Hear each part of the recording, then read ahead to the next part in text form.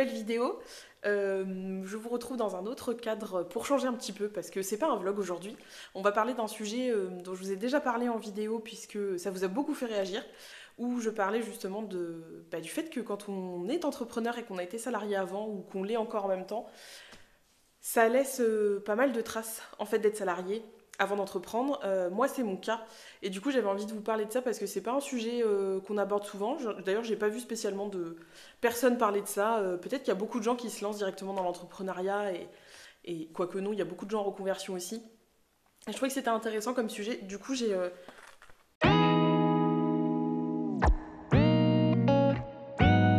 noté des choses que je veux vous dire. Donc si je regarde de temps en temps en bas, c'est parce que je veux pas perdre le fil parce que sinon ça va durer des heures et c'est pas l'idée.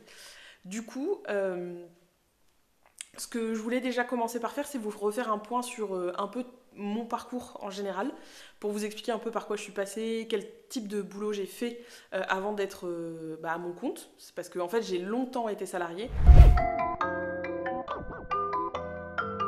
Moi, j'ai commencé à travailler en fait très jeune, puisque j'ai commencé en fait à faire des saisons l'été, donc à l'âge de 15 ans.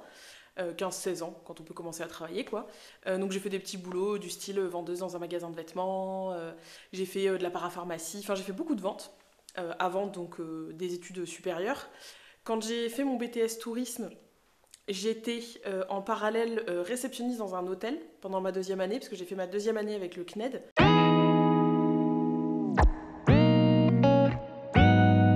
C'était assez épuisant parce que je faisais tous mes cours à distance, plus le week-end à partir du mois de mai, j'ai travaillé quasiment tous les week-ends, plus tout l'été. Donc dans le Var, hein. Moi je suis du Var, donc en plus il y a beaucoup de monde à cette période de l'année, donc c'était assez dense. Avant ça, j'ai aussi été salariée dans un office de tourisme, donc j'ai fait des saisons d'été. Pareil, c'était un petit boulot que j'avais quand j'étais étudiante. Donc je crois que c'était la première année de BTS, donc je devais avoir 20 ans. Et j'ai fait aussi une saison d'hiver complète, puisque c'est l'époque où j'ai arrêté la fac d'histoire de l'art et où je savais pas trop ce que je voulais faire. Ils avaient besoin de quelqu'un pour prolonger la saison et faire l'hiver, puisqu'il y avait une personne en longue maladie. Du coup, j'ai pris son poste en remplacement pendant l'hiver.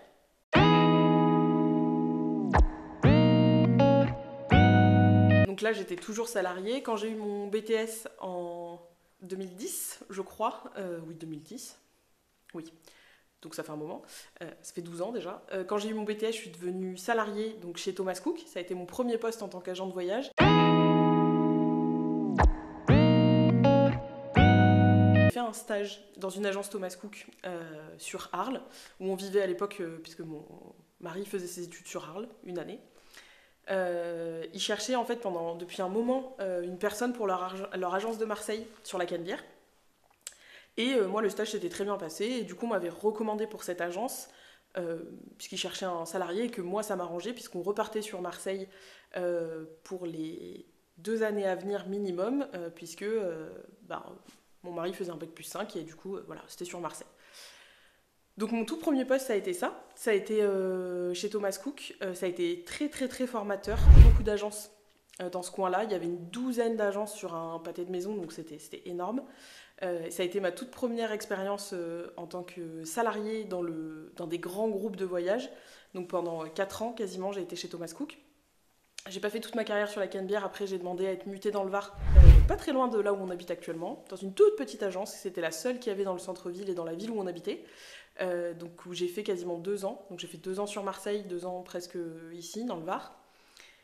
Et j'ai quitté Thomas Cook pour plein de raisons, notamment des raisons qui vont avec les grands groupes. Voilà, il y avait un plan social qui était annoncé, etc. Enfin, c'était horrible. Les conditions, la fin des conditions de travail était vraiment pas top top. En plus, j'avais une chef d'agence qui avait un petit problème avec les jeunes. Voilà, c'est très compliqué, très très compliqué.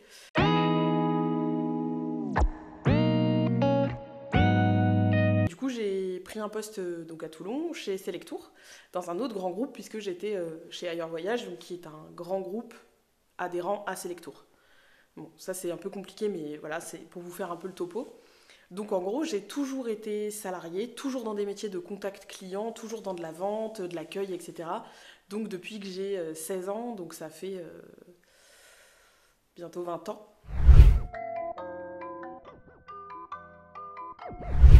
J'ai longtemps donc été salariée puisque j'ai quitté les agences, enfin j'ai quitté après, oui parce que j'ai pas fait que ça. Après mon parcours en agence de voyage, j'avais plus envie de faire, enfin je pensais ne plus avoir envie de faire du voyage, ne plus parler de voyage. Ce que je dis souvent, ça m'a beaucoup abîmée. Le dernier poste notamment, j'y allais avec la boule au ventre, je rentrais souvent en pleurant, etc. Enfin bon, c'est vraiment pas des conditions de travail incroyables. Et j'en ai une part de responsabilité aussi, hein, parce que j'ai bien voulu que ça se passe comme ça, soyons honnêtes. Pas responsable de tout, mais il y a quand même des choses où je me suis laissée un peu embourber dans un truc. Et après, pendant 10 mois, j'ai été salariée encore dans une association d'aide à la personne, où j'étais chargée en fait, de faire les plannings de 40 auxiliaires de vie. J'avais un service qui s'appelait la dépendance, donc c'était toutes les personnes en fin de vie, les pathologies très lourdes, l'autisme, les gens qui sont par exemple tétraplégiques, les syndromes d'accumulateurs compulsifs, syndrome de Diogène, les alcooliques, etc. Enfin voilà, j'avais un panel assez large de types de bénéficiaires. Donc moralement parlant, pas forcément évident, surtout que j'avais aucune formation pour faire ça. Donc c'était pas très simple. J'ai fait 10 mois, puis je suis partie. Voilà. Et ça a fini d'achever mon salariat, puisque du coup après ça j'ai un peu paumé, je savais pas trop quoi faire. Je me suis dit que en fait j'avais pas de problème avec le voyage, même si à un moment j'ai cru que c'était pas mon domaine de cœur, mais en fait si c'est un domaine qui me passionne, mais plus dans les conditions où je les faisais, plus de la façon dont c'était fait, plus dans un grand groupe, plus en tant que salarié, voilà. Il y avait plein de choses que je ne voulais plus faire. J'ai eu un petit doute à un moment si j'avais pas un problème avec l'autorité. Mais non, j'ai pas un problème avec l'autorité, c'est juste que je supporte pas l'injustice et que j'ai fait beaucoup de boulot où justement il y avait de l'injustice. D'ailleurs, ça me fait penser à un des points que j'ai noté. J'en reparlerai à la fin, mais oui, ça a été un très gros problème pour moi, l'injustice dans le travail. C'est quelque chose dont je ne sais pas me détacher. Du coup, c'est très compliqué à vivre.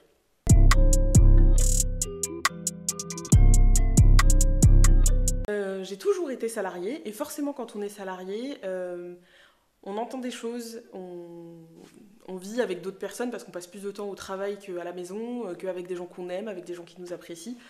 On passe aussi du temps avec des gens qui parfois ne nous veulent pas que du bien, hein, puisqu'on est parfois en concurrence. Moi quand j'étais en agence, c'était comme ça. Hein, on était commissionné individuellement aux chiffres, donc ça se passait pas toujours bien avec les collègues parce qu'il y en a qui n'ont pas beaucoup de scrupules pour encaisser quelques dizaines ou centaines d'euros de plus à vous piquer des clients, ça les dérange pas du tout.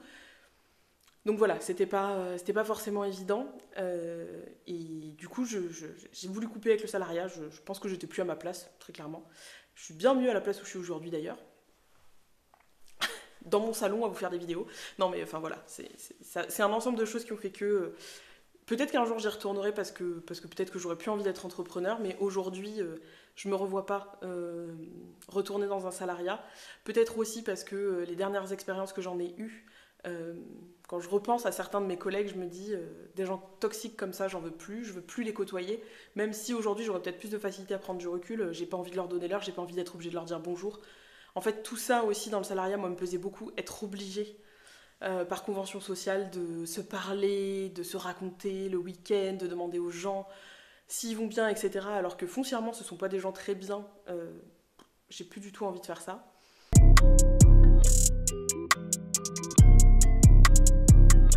Ce qui m'a amené à la réflexion d'être entrepreneur. Et ce qui m'a amené aussi, je regarde parce que le premier point que je voulais aborder, c'est les croyances limitantes liées au salariat.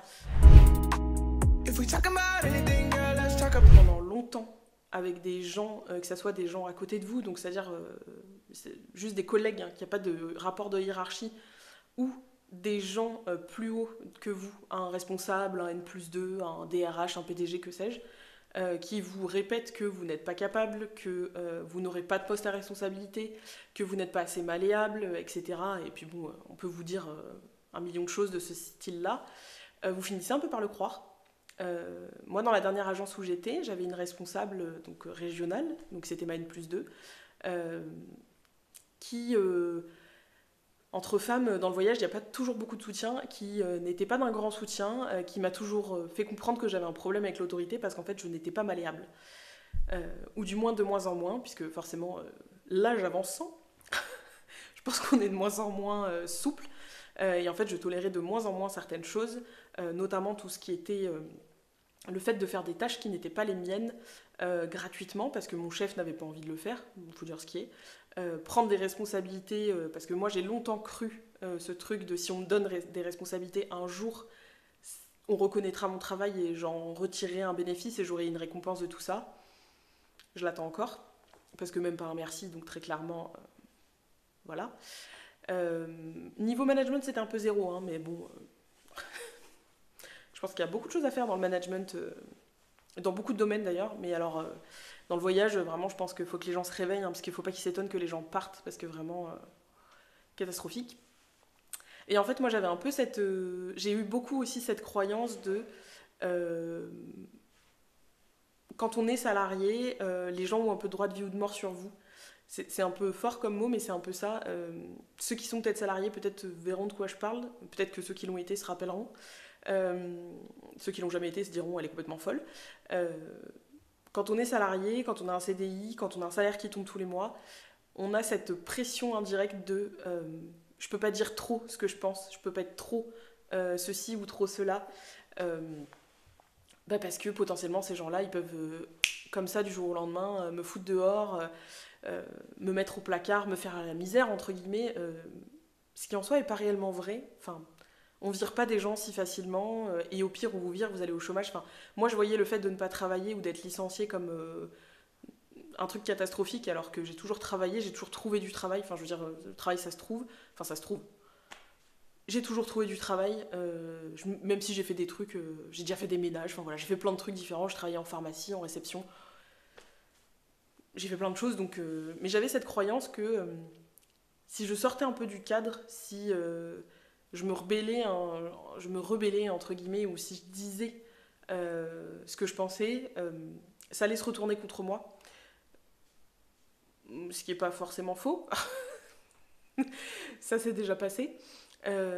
Mais en fait, c'est pas réellement le cas. Enfin, je veux dire, ces gens-là ne sont pas. Même si c'est 8 heures par jour, alors ça fait beaucoup 8 heures par jour. Aujourd'hui, j'ai plus de recul et je me dis, je les ai laissés aussi avoir ce pouvoir-là sur moi. Parce que c'est clairement moi qui les ai laissés aussi avoir autant d'importance. Euh, je sais pas si aujourd'hui j'arriverais à me détacher vraiment de ces gens-là si j'étais reconfrontée à eux au quotidien. Mais je pense que je me laisserais plus autant faire. Je dirais beaucoup plus que je pense. Parce que j'ai vraiment vécu des trucs d'injustice qui sont. Enfin, j'ai beaucoup donné et j'ai pas eu beaucoup de retours. Et à chaque fois, on m'a dit ah ben on peut pas t'augmenter. Ah ben non, il peut pas y avoir. Tu es chef, mais tu n'es pas chef en fait. Tu prends le travail et tu en prends un peu les responsabilités, mais on va pas te donner le salaire ni le titre, puisque tu as déjà un chef qui veut juste pas faire son travail. Et qui, comme il engrange beaucoup d'argent, t'as qu'à faire le sien, t'as qu'à faire ce qu'il a pas envie de faire, surtout. Vous entendez un peu aussi, t'es pas capable de gérer des gens, t'es pas capable de manager, t'es pas capable de faire ceci, cela, d'avoir un poste à responsabilité. Au final, ça vous rentre dans le cerveau et vous finissez par vous dire, mais c'est peut-être vrai en fait, c'est peut-être moi qui ai un problème, c'est peut-être moi qui ne suis pas adapté, c'est peut-être moi qui n'ai pas les compétences nécessaires. Bien que je pense que beaucoup de choses s'apprennent, notamment quand on forme des gens au management, ils peuvent devenir de très bons managers. Moi, c'est un peu ce qu'on m'a dit, que en gros, je ne serais pas chef parce que je n'avais pas les épaules, parce que je n'avais pas les compétences, parce que humainement, j'étais pas toujours facile à vivre, ce qui est, c'est un fait. Je suis pas toujours très facile à vivre, mais en fait, je supporte pas les gens qui glandent rien et qui s'attribuent les gloires de choses qu'ils ne font pas. L'injustice, hein, toujours cette notion à la justice qui est très très forte chez moi. Euh, donc oui, sur certaines choses, je suis assez intransigeante, je le sais, dans la vie personnelle aussi, c'est pareil. Et ça, c'est quelque chose qui longtemps m'a été reproché, entre guillemets. Euh, Sauf qu'en fait, ça devrait pas être un problème, je pense. Mais ça m'est rentré dans la tête et vraiment, je me suis posé la question de est-ce que j'ai pas un problème avec l'autorité? Est-ce que je suis pas, en fait, pas adaptée au salariat, tout simplement? Euh, je pense pas que ce soit le cas. Je pense que c'est juste que aujourd'hui, pour être salarié, il faudrait que je prenne beaucoup de recul et il faudrait que je dise tout de suite quel genre de personne je suis, ce que je veux et ce que je veux pas. Voilà. Maintenant que je me connais beaucoup mieux, ce serait peut-être plus simple aussi. Euh, mais vraiment, ça, c'est des croyances, moi, qui m'ont suivi, qui me suivent encore très certainement. Le fait de ne pas être capable, de ne pas se sentir à sa place. Moi, on m'a souvent dit, en gros, que je pouvais faire le travail, mais que j'avais pas la place d'être chef entre guillemets, parce que c'était le poste, c'est le poste le plus haut qu'on puisse avoir en agence, hein, entre guillemets, ou que j'étais trop jeune aussi. On m'a souvent dit que j'étais trop jeune pour ça. Bah forcément ça vous suit, hein, voilà. Moi j'ai eu un syndrome de l'imposteur quand j'ai créé la formation en me disant est-ce que vraiment je suis à ma place? Est-ce que c'est pertinent que je crée une formation dans le tourisme? Qui je suis moi pour créer une formation dans le tourisme? Donc ça fait partie des croyances que moi j'ai embarquées du salariat. Peut-être que vous en avez. Si d'ailleurs vous en avez, que vous voyez cette vidéo, mais partagez-les moi en commentaire parce que je pense qu'on en a... Enfin, ceux qui ont été salariés avant d'entreprendre, très clairement, on rentre dans l'entrepreneuriat avec un sac à dos d'expériences passées, de mots, M-O-T-S et M-A-U-X, clairement, parce que le salariat, ça peut aussi créer les deux. On trimballe tout ça avec nous et c'est pas évident en fait d'entreprendre avec tous ces trucs là qu'on n'a pas forcément analysé, résolu et digéré parce que c'est aussi ça. Moi j'ai eu besoin de digérer un peu le salariat avant d'entreprendre correctement. Puis j'ai eu besoin d'être sûre, de me poser des questions sur est-ce que vraiment j'ai envie de me lancer. Bon moi j'en avais tellement marre des collègues et des chefs et tout ça que oui, je pouvais plus être salariée, de toute façon c'était plus possible. Je pense que j'aurais tué quelqu'un à terme. Et comme j'ai pas envie d'aller en prison, voilà. Ça c'était la première chose que je voulais vraiment vous dire. Moi c'est un truc que je me suis rendu compte, j'ai emmené beaucoup de croyances liées à mon salariat qui n'ont absolument pas leur place puisque je ne fais pas le même métier, que je ne fais... Bref, qui n'ont pas leur place, tout simplement. Autre chose que j'ai bien... Enfin, moi que j'ai eu du mal en tant que... Enfin j'ai eu du mal, je ne m'en suis pas rendu compte tout de suite, hein, parce que... On s'en rend pas compte tout de suite, mais le fait de devoir décider seul, vraiment de prendre toutes les décisions, alors qu'avant, j'ai pas eu l'habitude en fait de décider. C'est-à-dire qu'on m'a toujours dit ça va se passer comme ça, tu vas faire ça de telle façon, pour telle raison, et que ça te plaise ou pas, de toute façon tu vas le faire parce que c'est la direction qui veut ça, donc ça sera comme ça. Quelque chose où j'ai même encore aujourd'hui, hein, décider, j'ai l'impression que c'est un truc... que c'est énorme, et décider même de choses minimes. J'ai du mal à me décider sur, je sais pas, est-ce que je développe tel ou tel projet, est-ce que j'ai le droit aussi d'avoir un ton, par exemple, j'en sais rien, de faire des blagues, de dire des choses qui sont très décalées, d'avoir une communication décalée. Ah oui, je l'ai pas dit ça dans les croyances, mais ça me fait penser à ça. Moi, j'avais gardé en croyance aussi qu'il fallait être très corporate, puisque j'ai travaillé dans des grands groupes, donc il y avait une certaine tenue comment on se tient, et une tenue vestimentaire à avoir, parce que j'ai travaillé par exemple dans des groupes où on pouvait pas porter de basket, pas de jean, pas de short, etc. Donc il fallait pas trop maquiller, pas de rouge à lèvres, trop voyant, blablabla. Trucs qui n'ont aucun rapport avec le fait d'être un bon vendeur ou un bon agent de voyage, mais enfin bon. Et ça c'est un truc moi que j'ai amené, je me rappelle de mes premières stories sur Instagram, ou même des posts, etc. J'étais très coincée. Déjà, c'est pas évident de devenir du jour au lendemain, de faire de la communication, surtout quand on n'en a jamais fait. Et en plus d'être naturel, de pas forcément évident. Et moi, je l'ai gardé. En fait, je l'ai gardé du salariat, d'avoir un côté très lisse, très... c'est le boulot, donc il faut que ça soit carré. Voilà, on dit pas de gros mots, on fait pas de blagues un peu lourdes. Ça, je l'ai abandonné. Hein. Vous vous rendrez compte que... Voilà, ça je l'ai mis de côté, mais c'est quelque chose que j'ai gardé. Et sur le fait de prendre ces décisions seule, moi je trouve que c'est quelque chose de compliqué parce qu'en fait, c'est à double tranchant, c'est-à-dire qu'aujourd'hui je sais très bien que si ça marche ou pas, c'est moi qui en suis responsable, clairement. C'est mes choix, mes actes, ce que je décide de faire qui rend les choses possibles ou pas. Alors qu'avant, j'avais cette possibilité de me cacher derrière, oui, mais parce que ça marche pas tel produit, parce que la direction a décidé que il fallait faire comme ça, et en fait, ce serait mieux de faire autrement, etc. Voilà. Aujourd'hui, j'ai plus personne derrière qui me cachait. Alors, je dis pas que quand on est salarié, on se cache forcément derrière la direction, mais c'est quand même plus simple. On a beaucoup plus de recul. Au pire, j'ai envie de dire que ça marche ou pas, on s'en fout, le salaire il tombe. De façon très pragmatique, hein. Je dis pas que ça veut dire qu'on n'a pas d'éthique professionnelle, je dis juste que de façon factuelle, qu'on ait un impact ou pas sur les décisions, de toute façon, quand on est salarié, le salaire est là. Donc, peu importe.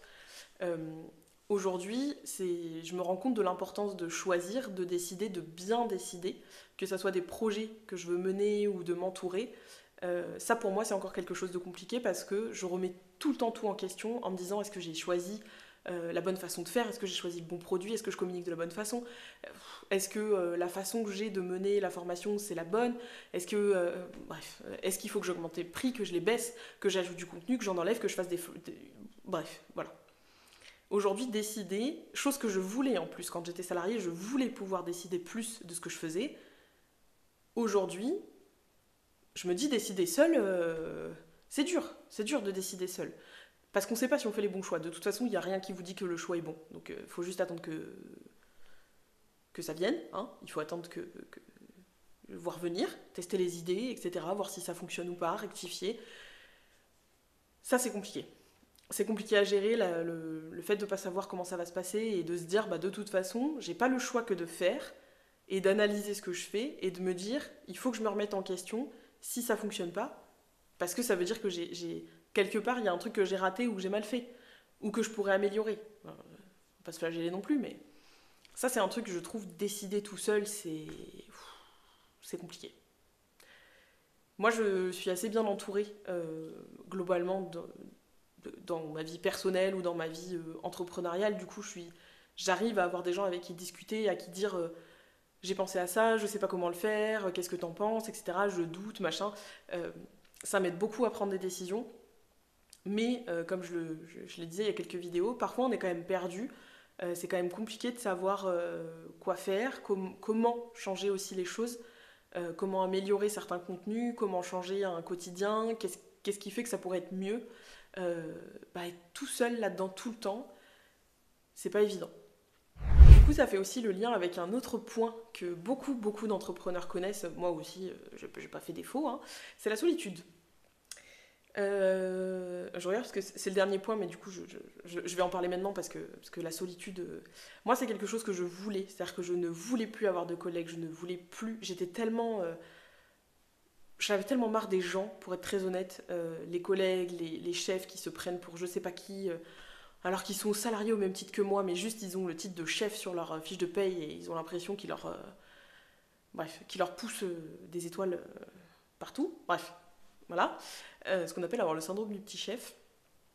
Moi j'en avais tellement marre des gens que je voulais être seule. Je ne voulais plus voir personne. Je ne voulais plus avoir un quotidien avec des gens tout le temps, c'est-à-dire avoir des collègues constamment à côté de moi tout le temps. J'en avais ras-le-bol. Ras-le-bol. Tout ce côté injustice, et parce que ça, je le vois beaucoup dans le salariat, et vraiment, moi, je supporte pas ça. Les gens qui foutent rien et dont on est obligé de récupérer le travail parce que si c'est pas fait, eux s'en foutent, mais quand on est un peu éthique, non. Les gens qui sont chiants, soyons très honnêtes, dans la vie personnelle, on peut leur dire de se barrer, au travail c'est un peu compliqué, on les voit tous les jours. Moi j'avais une collègue à une époque, c'était une horreur, elle passait la porte, elle avait toujours l'œuf, toujours. Moi un jour j'ai fini par lui dire je ne vais plus te demander si ça va parce qu'en fait ça ne va jamais et très honnêtement c'est insupportable. Tous les jours il y avait un problème. Le travail il y avait un problème, la vie personnelle il y avait un problème, il y avait que des problèmes. Très honnêtement, moi, ces gens-là, j'ai plus envie de leur parler. Je suis désolée, ça peut paraître pas très sympathique et pas très empathique, et pourtant je suis quelqu'un de très empathique, mais les gens qui restent dans des situations,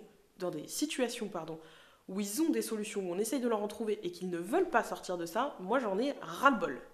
Voilà. Donc, j'avais plus envie de voir personne. J'étais très contente d'être chez moi tous les jours, à me lever à l'heure que je voulais, même si ça c'est pas tout à fait vrai. Au début, je faisais pas du tout ça, mais j'étais très contente d'être seule. Moi, je le dis souvent, j'aime beaucoup les gens, je suis très souvent, je travaille beaucoup avec des gens, mais j'ai besoin de me retrouver seule pour me ressourcer, voilà. Je peux pas être tout le temps avec des gens, ce n'est pas mon énergie, ce n'est pas possible.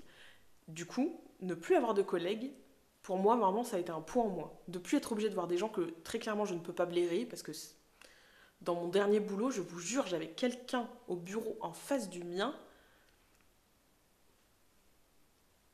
Voilà, j'ai pas de mots, je pourrais pas les dire ici de toute façon. Les mots que j'aimerais donner pour définir cette personne, je ne peux pas les dire ici. Parce que j'ai pas envie que YouTube me vire, donc voilà. Mais moi, ça, je pouvais plus. Je pouvais plus, vraiment, j'ai revécu. J'ai ressuscité, si on peut, c'est un peu extrême, mais vraiment, moi, je me suis sentie tellement mieux d'être chez moi, de plus être obligée de faire la conversation à des gens dont j'estime absolument rien chez eux, ni le travail, ni l'humanité, bah, ils en ont pas de toute façon. Enfin voilà, vraiment, ne plus être obligée de faire semblant avec des gens à qui vraiment j'aurais jamais donné l'heure, ça m'a fait un bien fou. Mais la contrepartie, c'est d'être seule. C'est d'être seule, c'est de devoir se motiver seule, de devoir choisir seule, de devoir se mettre au travail tout seul, ce qui n'est pas toujours évident. Je sais que j'en ai parlé avec beaucoup de mes apprenants récemment. C'est compliqué parfois de lancer la machine quand on est tout seul. Et c'est vrai, enfin, c'est très très vrai, même si on adore ce qu'on fait, même si on est motivé, il y a des jours, ou voire même des semaines, ou même au début, quand on n'a pas de clients, c'est compliqué de lancer la machine, alors que quand on est salarié, on ouvre la porte de l'agence, la boutique, peu importe, il faut bien y aller, quoi, il faut bien travailler. On va pas passer 1 heure derrière l'ordi en mode j'attends, c'est pas possible. Ça, la solitude, c'est un fléau aussi chez les entrepreneurs, beaucoup restent seuls. Moi, j'ai créé le réseau, notamment Team Pastèque, où effectivement, on n'est jamais vraiment seul, puisque 4 fois par mois, on a des événements, on fait beaucoup de choses. Et puis, j'ai rencontré aussi beaucoup de choses. Et c'est quelque chose, moi, que je dis très souvent. J'ai rencontré beaucoup de gens, beaucoup de choses. Ça ne veut rien dire. J'ai rencontré beaucoup de gens, et c'est ce que je dis souvent. Instagram, moi, c'était pas un truc que j'utilisais beaucoup, voire même quasiment pas, avant d'être entrepreneur. Réellement de réseau en dehors de mon cœur de métier, mais très très proche. J'avais pas vraiment de réseau, en fait, business, pas tellement.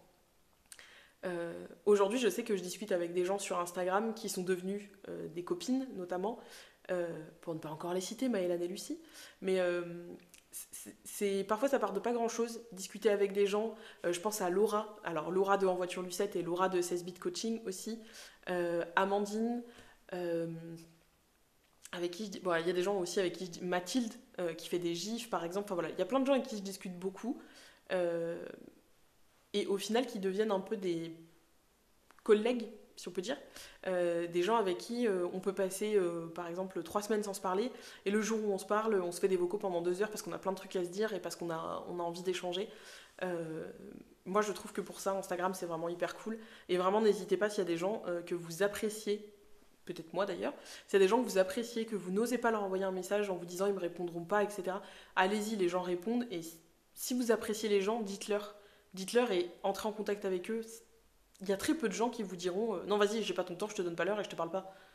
Enfin il y en a, hein, mais effectivement les gens qui reçoivent des centaines de milliers de messages par jour, on les comprend, juste même des centaines tout court ou des milliers, on les comprend, mais la solitude c'est vraiment quelque chose qui peut être compliqué à vivre, parce que quand vous êtes habitué à voir des gens tous les jours, que ce soit des clients ou des collègues, d'un coup couper et être seul, ça peut être difficile. Il y a plein d'endroits où vous pouvez aller comme des cowork, etc. Moi je sais que j'ai tenu 4 mois à peu près, j'ai pas eu besoin de voir des gens. Je construisais mon projet d'entreprise, donc quand je créais mon service de travel planner, je construisais mon projet d'entreprise, j'étais dans un travail de fond en fait tout le temps, j'avais pas envie de voir des gens, je n'avais surtout pas besoin, j'avais besoin je pense d'un temps de coupure humaine, et au bout de 4 mois je suis pour la première fois allée dans un cowork, j'ai rencontré des gens, j'ai discuté avec d'autres personnes, j'ai fait des soirées, réseau, etc. Ça m'a ouvert à pas mal de rencontres. Et aujourd'hui, j'ai un petit réseau, je me suis créé un petit réseau de personnes que j'apprécie, avec qui je discute assez souvent. Il y a aussi Vinciane, avec qui je cowork en visio assez souvent, enfin, plusieurs fois par semaine même. C'est un petit cocon, entre guillemets, que j'ai recréé et qui, moi, me convient très bien, parce qu'on n'est pas obligé de se voir tous les jours, on se marche pas dessus. C'est des gens qui sont pas dans mon business, mais c'est des gens qui comprennent ce que je fais et avec qui je peux discuter. Donc ça éloigne aussi un peu la solitude et ça fait du bien. Un point important, je l'ai noté, c'est apprendre à tout faire. Alors ça, quand on est salarié, on vous apprend surtout pas à tout faire, parce que, moi j'ai beaucoup été dans des domaines où, notamment se former sur des activités complémentaires, c'était pas très bien vu, parce qu'en gros ils avaient peur qu'on parte à la concurrence avec plus de bagages qui auraient été financés par l'entreprise actuelle. Vision très archaïque de la chose, bref. Alors que faire monter les gens en compétences, au contraire, c'est très pertinent, parce que ça leur permet de rester, ils développent d'autres activités et d'autres tâches, enfin bref, voilà. On ne fait pas un cours de management, on s'en fout, mais voilà. Moi je sais que j'ai eu à apprendre beaucoup de choses depuis que j'entreprends, j'ai jamais autant appris, enfin à l'école j'ai beaucoup appris, mais j'ai jamais autant appris que ces dernières années, et dans des domaines où vraiment, et en plus moi je suis nulle, Notamment la technologie, les trucs comme ça, je suis nulle. Faire son site internet, je suis nulle. Je fais des automations de newsletter, j'aurais jamais cru que j'arriverais à faire ça. Bon, les premières restaient catastrophiques, hein. Je vous rassure, je l'ai fait la première fois en 2020 pour le calendrier de l'Avent. J'ai dû passer une semaine à créer l'automation. Il a fallu que mon mari vienne m'aider parce que je suis nulle et que je n'ai aucune patience. Mais maintenant que j'ai appris, je sais faire, même si des fois Lucie pourrait le dire, j'ai eu un petit bug quand on était à Lyon sur les dates d'envoi des emails. J'ai eu un bug, je sais pas. D'un coup, je me suis posé des questions, je me suis dit, mais attends, est-ce que j'ai bien pensé le truc ou pas? Ça arrive, hein, ça arrive d'avoir des trous de mémoire. Mais vraiment, apprendre à tout faire tout seul, c'est... Ça, c'est un truc qu'on n'imagine pas dans le salariat, puisque, en fait, dans le salariat, moi, j'étais agent de voyage. C'est tout. Je faisais pas de marketing, je faisais pas de... j'en sais rien, de juridique, je faisais pas de site internet, je faisais pas de prospection. Enfin, oui et non, la prospection, mais plutôt non, d'ailleurs, parce que j'avais une agence, donc en fait, les gens... Enfin, j'avais une agence. J'étais dans une agence. Donc les gens venaient ou ne venaient pas, mais moi, j'avais pas d'action à mener là-dessus, c'était pas mon rôle. Mon rôle, c'était de conseiller, de vendre des voyages et de suivre mes dossiers. Point barre. Même si on nous a donné de plus en plus de choses, notamment, j'ai appris à gérer une page Facebook, incroyable, puisque un jour ils se sont réveillés, ils se sont dit peut-être qu'il faudrait qu'on soit sur les réseaux sociaux. Bon, Facebook, est-ce que c'est vraiment le réseau le plus pertinent? Je ne sais pas, mais voilà. Euh, mais c'est vrai que apprendre à tout faire, et en fait devoir tout faire, ça, c'est un truc, c'est dur quand on est entrepreneur. Et le salariat ne nous a pas du tout habitués à ça. Donc je disais, apprendre à tout faire tout seul, on n'a pas du tout été habitué à ça quand on est salarié, puisqu'on vous demande de... Moi, dans ce que j'ai vécu, on vous demande d'être à votre place, donc agent de voyage, hein, c'était tout. J'avais pas d'autre place que ça. Même si à un moment on nous demandait un peu de réfléchir à des opérations commerciales, etc., finalement c'était le siège qui décidait, donc bon, du coup, on faisait pas forcément les idées qu'on avait lancées, mais bon, ça, c'est un autre problème. Mais ça, je trouve que c'est quelque chose auquel on n'est pas du tout habitué quand on est salarié, c'est de devoir avoir plein de casquettes et de passer, par exemple, de faire des factures à créer des posts sur les réseaux sociaux, à un rendez-vous client, faire du suivi, de la gestion de dossiers, etc. Aujourd'hui, par exemple, pour vous donner un cas très concret, j'ai actuellement un souci d'impayé, voilà, transparence la plus totale. J'ai un souci d'impayé. Avant, j'aurais envoyé ça au service comptabilité. C'était plus mon problème, c'était eux qui géraient, c'était eux qui faisaient les relances, etc. Tout ça. Là, aujourd'hui, ça fait plusieurs mois que ça dure. C'est moi qui suis obligée de prendre du temps, du coup, pour faire des contrats de formation plus restrictifs, pour que cette situation, si elle se reproduit, j'ai encore plus d'appui pour la résoudre plus rapidement. C'est moi qui suis obligée de faire des dossiers auprès d'un huissier, etc. pour récupérer les sommes qui me sont dues. C'est moi qui fais des relances. Enfin, mine de rien, mis bout à bout, tout ça, ça fait du temps. Et c'est surtout que c'est quelque chose que je n'avais jamais fait. Moi, je faisais que mon cœur de métier. Ça m'allait très bien, parce que c'est ce que j'aime faire. Ce qui m'intéressait aussi, c'était la fidélisation, la prospection. Mais alors après, la gestion des impayés, etc. Vraiment, c'était pas des trucs qui me passionnaient, quoi. Aujourd'hui, je dois apprendre à faire tout ça aussi. Et c'est quelque chose vraiment, apprendre à faire plein de choses, plein de casquettes différentes. C'est pas quelque chose qu'on nous apprend beaucoup dans le salariat. Alors peut-être, hein, parce que j'ai l'impression de parler comme une vieille, mais peut-être que moi, dans les métiers que j'ai fait ou dans les entreprises où j'étais, c'est pas le cas. Peut-être que dans d'autres, on apprend plus facilement et on donne plus facilement plus de tâches différentes. Moi, c'était pas mon cas, hein. J'étais là pour être agent de voyage et c'était tout. Donc ça, je trouve que c'est quelque chose aussi qui fait une sacrée différence quand on arrive dans l'entrepreneuriat, de se dire, en fait, faut que j'apprenne, quoi. Faut que j'apprenne. Et on apprend tout le temps. Et c'est fatigant. Vraiment, je vous le dis, c'est bien, hein, mais c'est fatigant. Et c'est vraiment, dans le salariat, on n'a pas ce besoin d'apprentissage constant. Pas du tout. Donc on va parler aussi, je regarde pour vous faire une progression un peu logique, et puis pour pas vous dégoûter non plus de l'entrepreneuriat, parce que je trouve que c'est quand même un très beau domaine, hein, y a plein de choses à faire. Un truc que provoque aussi le salariat, c'est l'insécurité, la peur de l'insécurité, la peur de l'inconnu, puisque quand on est salarié, grosso modo, tous les mois, le salaire tombe. Jusque-là, vous serez d'accord, hein, il y a une fiche de paye, vous êtes là tous les jours, vous êtes payé. Grosso merdo, ça se passe comme ça. Et puis, on vous dit aussi beaucoup, alors c'est pas que, j'allais dire, c'est pas que l'entreprise, c'est l'entourage aussi. qu'être salarié c'est une sécurité, que financièrement c'est une sécurité, que vous allez acheter plus facilement, que vous pouvez vous faire plaisir plus facilement, vous pouvez économiser, vous aurez la retraite, etc. Enfin vraiment le salariat c'est la sécurité. Ce qui n'est pas faux. C'est pas faux du tout, hein, puisqu'effectivement les cotisations sociales, l'argent qui tombe tous les mois c'est aussi une sécurité. Et en fait on nous fait un peu peur entre guillemets avec ça, en mode si tu quittes le salariat, tu vas vivre dans l'insécurité, tu vas vivre dans l'inconnu, et qui a envie de vivre dans l'inconnu tout le temps? Pas grand monde. Et surtout l'insécurité financière, enfin l'inconnu financière, personne n'a envie de vivre là-dedans.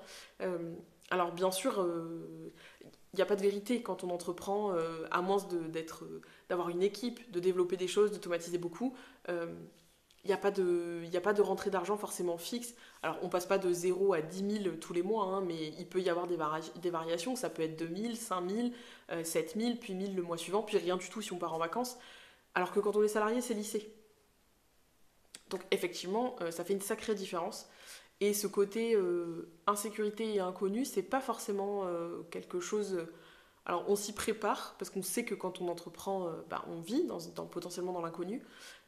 Et je trouve qu'en fait c'est quelque chose qui nous enferme aussi beaucoup dans le salariat, de se dire qu'on est en sécurité dans le salariat, parce que oui, c'est une sécurité, oui, c'est plus simple. Je pense que c'est plus simple d'être. Enfin, c'est plus simple. D'un point de vue, on va dire, juste factuel, financier et sociétal, pas ce qu'on ressent, etc. Oui, c'est plus simple d'être salarié, puisque c'est une case que, notamment quand vous avez besoin d'un prêt pour acheter une maison, elle est favorisée. C'est plus simple. Voilà. C'est rassurant, c'est plus simple, c'est rationnel. Les gens autour de vous s'inquiètent moins aussi, puisque vous avez un salaire. Pour un peu que vous ayez un CDI, c'est parfait. Ça peut provoquer des choses pas très cool, puisque quand on est dans l'insécurité, notamment financière, on prend parfois des décisions qui sont pas les bonnes, on les prend trop vite, ou alors on passe pas à l'action justement parce qu'on a peur, on n'investit pas parce qu'on a peur aussi. C'est quelque chose qui est compliqué. Quand on vous a dit pendant longtemps il faut qu'il rentre de l'argent tous les mois, etc., parce que c'est mieux, se dire je vais me lancer dans un truc où je sais pas si pendant 3 mois je vais me payer ou pas, oui, c'est un peu compliqué. C'est logique. Et ça, moi, c'est quelque chose qui a longtemps laissé des traces, c'est-à-dire que moi, j'ai été élevée dans une famille où la valeur du travail est très importante. Je vous le disais au début, j'ai commencé à travailler à 16 ans, donc à faire des saisons, pour être aussi indépendante, hein, pour me payer des choses quand j'étais étudiante ou au lycée, etc. Toutes mes copines travaillaient, d'ailleurs, tout le monde chez moi travaillait l'été, ça permettait de se payer des petites sorties, voilà. Moi, j'ai été élevée aussi comme ça, on travaille. En fait, la vie c'est le travail. C'est pas tout à fait ça, mais je viens d'une famille de commerçants. Ils ont toujours travaillé. J'ai toujours vu des gens travailler autour de moi, travailler beaucoup aussi, beaucoup, trop parfois. Donc en fait, moi j'ai toujours été élevée là-dedans, et pour moi c'était compliqué de me dire je vais me lancer dans un truc et je vais peut-être pas me payer. Et peut-être pendant longtemps. Et si ça marche pas, comment je vais le vivre? Pas très bien. Pas très bien, c'était un peu compliqué. Quelque chose qui peut être compliqué aussi à vivre et qu'on trimballe, parce que le salariat aussi appuie ce truc de le salariat c'est la sécurité, le salariat ça permet plein de choses, notamment acheter une maison, partir en vacances, avoir une retraite, plein de constructions aussi qu'on a dans la société, et qui fait que quand on est entrepreneur, très souvent de toute façon quand on dit qu'on a son entreprise, les gens sont là, oh, c'est pas trop dur, ça va. Alors en plus dans le tourisme, voilà, je vous raconte pas. Donc forcément, ça ajoute ce truc de l'insécurité de mais qu'est-ce que je fous là, quoi? Pourquoi est-ce que j'ai tout quitté, pourquoi j'ai quitté un CDI pour me foutre là-dedans, quoi? Encore plus si ça met du temps, entre guillemets, à marcher, ou encore plus on se dit mais non, j'aurais pas dû faire ça. J'aurais dû rester dans ma petite vie tranquille, même si j'y suis pas bien, même si c'est compliqué, j'aurais dû rester là-dedans. Ça fait partie des choses qui vraiment ont un impact, hein. La sécurité du salariat, c'est un vrai impact quand on veut entreprendre. Pas évident à gérer, quoi. Je souris parce que j'ai lu la dernière chose dont je voulais vous parler qui... Alors moi, c'est très lié, je pense à moi aussi et à qui je suis. Moi, le salariat, la vie salariale en fait, avec un responsable, avec des collègues, etc., ça a eu un impact notamment sur la confiance que je pouvais avoir en les autres. Déjà que je suis pas... J'ai une notion de la confiance qui est très, très particulière. Moi, le salariat là-dessus m'a beaucoup abîmée, c'est-à-dire que je vous parlais d'injustice, c'est un truc vraiment que que je vis très mal, et encore plus quand elle me touche, hein, soyons très honnêtes. Moi, j'ai vécu des situations où on me disait, quand j'expliquais que ça se passait pas bien, par exemple avec mon responsable pour telle et telle raison qui était factuelle, et on me disait oui, je sais, mais on me disait à côté, écoute, il fait beaucoup de chiffre d'affaires, tu vas devoir faire avec. Ça vraiment, ça a beaucoup atteint ma confiance en les autres. C'est aussi pour ça que j'ai eu du mal à m'entourer et j'ai du mal aussi à... Là aujourd'hui j'ai une assistante, je vous en ai parlé, mais j'ai eu du mal à me décider, à franchir le pas. Aussi parce qu'il y a ce côté insécurité financière de me dire bah, je vais payer quelqu'un, alors c'est pas en temps plein, hein, mais je vais payer quelqu'un, donc ça veut dire moins de rémunération pour moi. Si mes revenus baissent, etc., comment je vais faire, machin. Est-ce que c'est pertinent parce que j'investis de l'argent?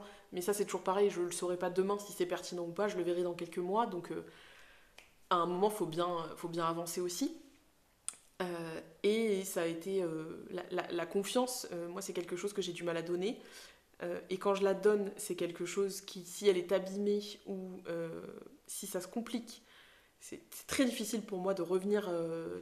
Je le disais, je suis très intransigeante, donc quand on outrepasse ma confiance ou mes valeurs, il y a très peu de chances que je revienne sur la vie que j'ai sur la personne. Et ça peut changer, voilà. Hein, moi, il y a des choses que je ne laisse pas passer, c'est comme ça. Je suis comme ça, donc je suis comme ça dans la vie personnelle aussi. Euh, mais ça, c'est parce que j'ai vu et j'ai subi des situations où c'était pas juste je donnais, je travaillais, parce que j'avais l'impression en plus que ça allait me revenir, c'est-à-dire que j'allais avoir un retour, et parce que c'est ce qu'on me faisait croire, c'est un peu ce qu'on appelle la carotte. J'ai eu fait des semaines du lundi au samedi, en faisant tous les samedis, parce que mon chef ne voulait pas travailler le samedi, et c'était même pas négociable. Je crois qu'une fois il m'a remplacé parce que j'avais un mariage ou un truc comme ça. Une fois. Et je trouvais ça normal. Et je me disais, ben au pire.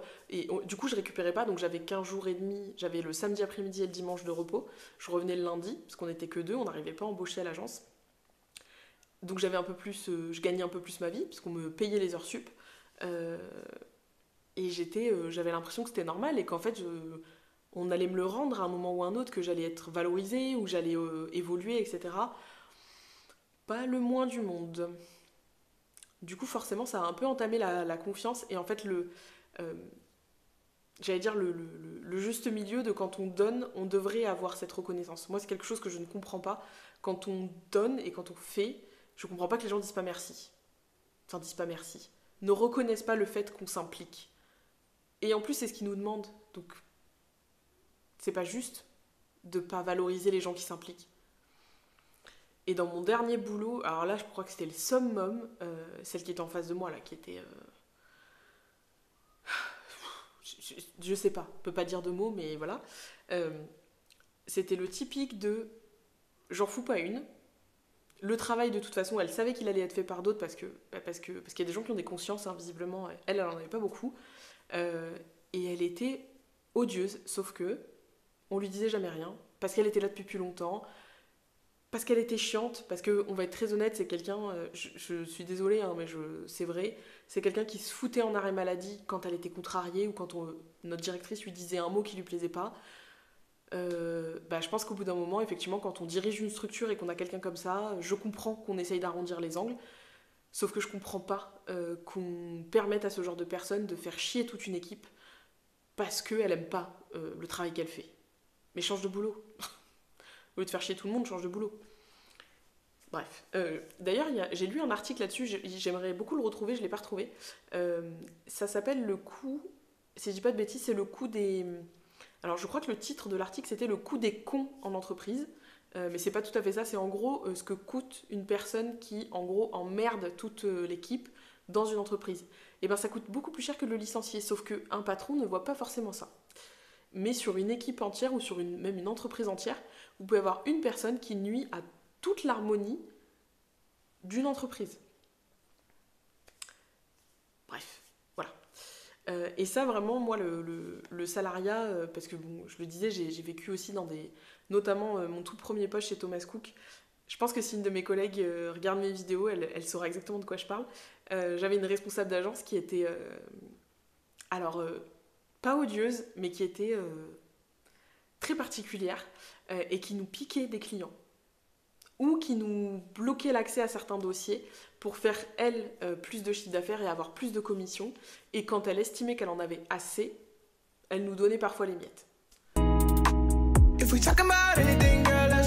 Et du coup, ça a un peu entamé, moi, la confiance que j'avais, ou que je pouvais avoir en de nouvelles personnes et même en de potentiels partenaires. Ce qui fait qu'aujourd'hui, je fais très attention à qui je m'entoure, avec qui je collabore, et surtout aussi qui sont mes clients, parce que j'ai pas du tout envie de revivre ça. Et je pense que c'est quelque chose qu'on voit peut-être pas tout de suite quand on entreprend, mais vraiment les relations passées qu'on a eues dans le travail, que ça soit avec des clients, que ça soit avec des collègues ou avec des responsables, avec des patrons, ça impacte énormément l'entrepreneur qu'on va être après. Ça laisse vraiment des traces. Moi, je sais que le salariat a laissé beaucoup de traces, et notamment sur le fait de croire en mes compétences, parce qu'on m'a tellement dit à un moment que j'étais chiante, que j'avais toujours un truc à dire, qu'en gros, je voulais toujours faire différemment, mais parce que ça me semblait logique, parce que je suis désolée, on ne vend pas du voyage à Lille, à Nancy, à Bordeaux, à Toulouse ou à Toulon de la même façon, c'est pas vrai. Voilà, ça c'est pas possible. Les façons de voyager sont différentes, en plus d'une région à l'autre, bon bref. Mais voilà, on m'a tellement dit des choses. En fait, j'avais de très très bons retours de mes clients, et ça, je n'ai jamais eu de soucis avec les clients. Euh, mais j'ai tellement eu voilà, des freins et des gens qui m'ont dit que j'étais pas capable, que j'étais trop jeune, pas capable, que j'étais pas à ma place, que j'avais des idées qui intéressaient pas les gens. Je me dis aujourd'hui, ces gens-là, alors je sais pas ce qu'ils deviennent, très honnêtement, pas grand-chose. Je sais qu'il y en a beaucoup qui sont toujours à la même place, qui n'ont pas beaucoup évolué du coup. Je me dis, ces gens-là, qui ne me pensaient pas capable de gérer un point de vente, donc de gérer une agence, d'être responsable d'une équipe. J'aimerais bien savoir aujourd'hui, ces gens-là, ce qu'ils penseraient de ce que je fais. Je pense que ce serait un beau pied de nez, et en soi, je me fiche qu'ils le savent ou pas, parce que je n'ai pas de sentiment de revanche à prendre. Je pense que être parti, déjà, c'était déjà un beau pied de nez, déjà. Ça les a bien fait chier, donc voilà. C'était une juste revanche, qui n'a pas duré longtemps, mais voilà. Euh, mais vraiment, je me dis, si je les avais écoutés, effectivement, je serais restée là où j'étais, et je pense que je me serais éteinte à petit feu. Et notamment aussi, je ne l'ai pas dit, mais je pense que dans la vie personnelle aussi, avoir un salariat difficile, ça a beaucoup d'impact forcément, hein, dans la vie personnelle. Moi, je sais que je pleurais énormément, je rentrais beaucoup du travail. Déjà, je rentrais souvent tard. Je rentrais et je me mettais souvent à pleurer parce que je vivais des situations qui ne me convenaient pas, et que j'osais pas partir parce qu'on a un crédit pour la maison, parce qu'il faut travailler, parce qu'on quitte pas un CDI. Voilà. Et d'ailleurs, ça me fait penser à une phrase qu'un jour ma maman m'a dit, et elle a raison, c'est une phrase très véridique, que le salariat c'est la prison dorée des salariés. Donc que le CDI c'est la prison dorée des salariés.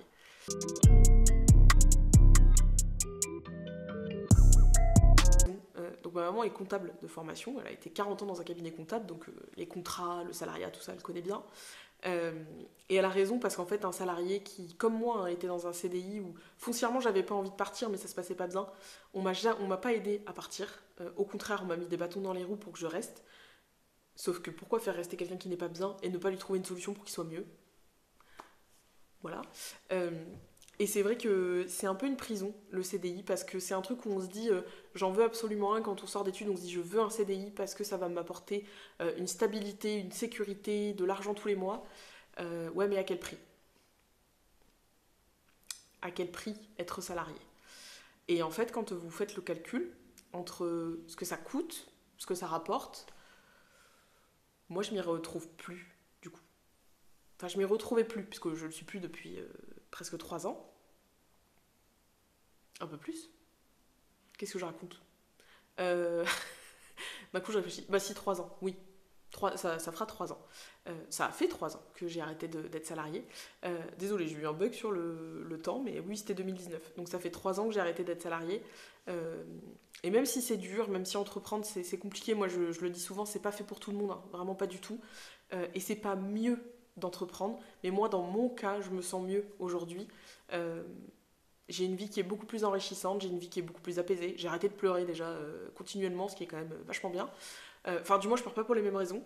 Euh, Aujourd'hui, je pleure quand j'ai un doute, comme tous les 3 matins, hein, je remets tout en question, je veux tout arrêter.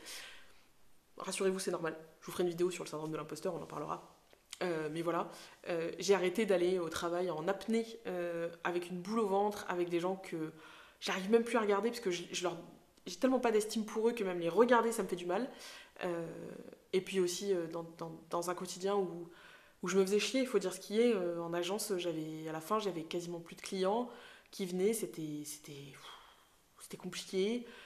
Et puis on faisait rien pour que ça évolue, on restait toujours dans la même façon de faire. Et moi, ça me fatigue de rester dans la même situation quand on sait que ça marche pas. Donc voilà, j'ai quitté la cage dorée. Maintenant, je sais pas comment on pourrait comparer l'entrepreneuriat. Euh, je suis mieux là où je suis, même si des fois c'est dur. Mais j'en ai conscience aujourd'hui, ça fait donc 3 ans, que tout ce que j'ai vécu en tant que salarié a fait que j'ai quand même des choses dans ma tête qui de temps en temps me disent t'es pas capable, tu sais pas faire, tu vas pas y arriver, euh, t'as pas réussi à faire ça avant, pourquoi est-ce que t'arriverais à faire mieux maintenant? Voilà, donc c'est des choses où je pense qu'il faut en avoir conscience. Si vous avez été salarié avant, ça laisse des traces. Donc il faut faire la paix avec ça, il faut aussi faire le deuil de cette vie-là. Peut-être qu'elle reviendra un jour. Moi aujourd'hui, j'ai plus de colère envers les gens avec qui j'ai travaillé, j'ai plutôt de l'indifférence. Je sais que si je les croisais, je leur parlerai pas spécialement parce que j'ai rien à leur dire, mais j'ai pas de sentiment de revanche alors qu'au début, j'aurais eu envie de leur dire tellement de choses. Aujourd'hui, j'ai plus voilà, j'ai fait la paix avec ça, ça a été une partie de ma vie, ça m'a appris énormément, j'ai appris beaucoup de choses quand j'étais salariée, j'ai fait plein de métiers, et c'est certainement ce qui m'a permis aussi aujourd'hui voilà, d'être plus épanouie et de créer mon entreprise, mais j'y retournerai pas. Honnêtement, j'y retournerai pas. Mais ce que je voulais vous dire, c'est que si vous vous lancez, si vous avez été salarié, prenez le temps de digérer tout ça, de comprendre ce qui vous est arrivé, qu'est-ce que vous avez laissé aussi. Moi, je sais qu'il y a des choses que j'ai laissé faire, je me suis laissé marcher dessus parfois. Euh, donc c'est être ok avec le fait que des fois on se laisse faire, c'est comme ça. Faut être deux dans une relation, quand il y en a un qui tolère et un qui fait du mal, ça marche. Donc prenez le temps de faire une coupure entre un salariat et l'entrepreneuriat, prenez le temps de comprendre ce qui s'est passé, de le digérer et allez-y. Si vous avez envie de le faire, moi je sais que c'est quelque chose que je voulais faire depuis longtemps, si vous avez envie de le faire, que c'est quelque chose qui vous fait vibrer, faites-le, parce que sinon vous allez le regretter. C'est con, mais comme on dit, vivre avec des regrets, c'est pas top.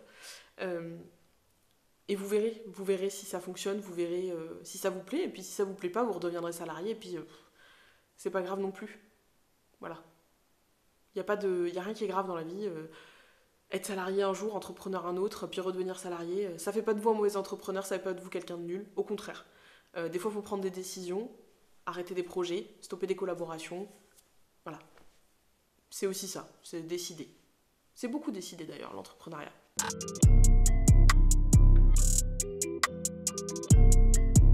N'hésitez pas si vous avez envie de discuter de ce sujet-là. Je sais que vous êtes quelques-uns à qui ça a fait écho. Et notamment, je fais une petite parenthèse, mais sur la story que j'ai faite, donc on est lundi, j'ai fait une story hier où je parlais justement de dans quel team vous êtes le dimanche. Moi, j'adore le dimanche, par exemple. Quand j'étais salariée, j'adorais le dimanche, mais j'avais toujours ce truc de « Ah, faut déjà y retourner ». Et là, j'ai plus du tout ça. Le dimanche, c'est un jour cool. C'est un jour où on fait d'autres choses, mais c'est un jour cool. J'ai plus ce truc de ah, faut y retourner demain. Parfois, je suis même là, oui, il faut y retourner, je suis trop contente. Je sais que quand j'étais salariée, il y avait des dimanches où c'était la torture. Et notamment dans mon dernier poste, à partir du mercredi, je me disais plus que 2 jours, plus que 2 jours. Et je trouve ça horrible aujourd'hui de me dire que je comptais les jours, comme si j'étais en prison, quoi. C'est atroce. Donc j'espère que vous êtes dans la team où le dimanche c'est cool et vous êtes content le lundi de reprendre. Si c'est pas le cas, j'espère que vous avez trouvé une solution qui vous convienne pour que ça se passe mieux, du coup le lundi et tous les autres jours de la semaine. C'est quand même mieux parce qu'on y passe beaucoup de temps au travail, donc c'est quand même mieux que ça se passe bien. Voilà, j'avais envie juste de vous parler de ça parce que c'est un sujet qu'on n'aborde pas souvent et je pense que vraiment le salariat laisse beaucoup de traces quand on entreprend après. Donc faut être ok avec ça, faut en tirer parti aussi. Ça fait pas, ça vous certainement que ça vous aura marqué et ça ouvre des failles, mais ça vous donne aussi beaucoup de force. Donc ceux qui sont salariés et qui se demandent est-ce qu'ils vont se lancer, comment ils vont se lancer, etc. Bah, prenez le temps d'y réfléchir et de faire un point sur ce que vous avez vécu, ce que vous voulez plus vivre, ce que vous voulez changer et ce que vous êtes ok de continuer à faire. J'espère que la vidéo vous aura plu, n'hésitez pas à vous abonner et on se retrouve très vite pour parler soit d'un autre sujet, soit dans les vlogs. Ciao!